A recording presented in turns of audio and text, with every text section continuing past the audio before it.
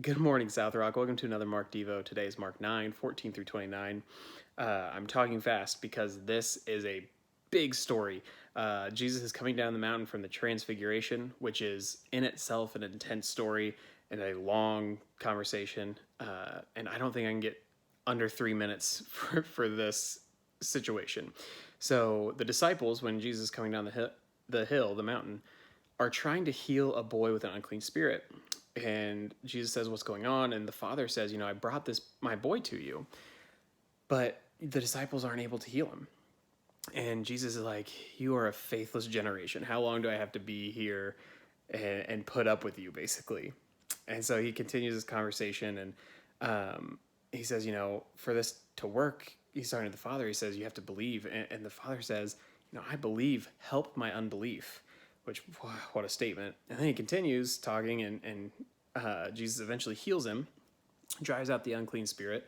And the father asks, "Why weren't the disciples able to?" And he says, "Some of the things can't be helped by prayer alone," which I could spend an eternity talking about what that means. But the thing I think I want to really hammer home today for you, because I don't have a sermon's worth of time to talk, is the "I believe, help my unbelief."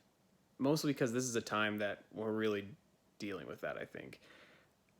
This is what I think that means. I believe in God. I follow Jesus. I do. I believe the things that the Bible says. But there's still days where I pray and I go, "This isn't going to happen." There's still things where I go, "There's no way that God is capable of doing this." Or even, maybe I even have a bad day and I go, "There's no way there's a God in heaven that loves me." Like, come on.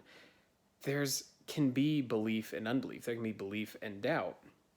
And it's something that you battle. I mean, I don't know about you. Personally, I do. I battle that every day.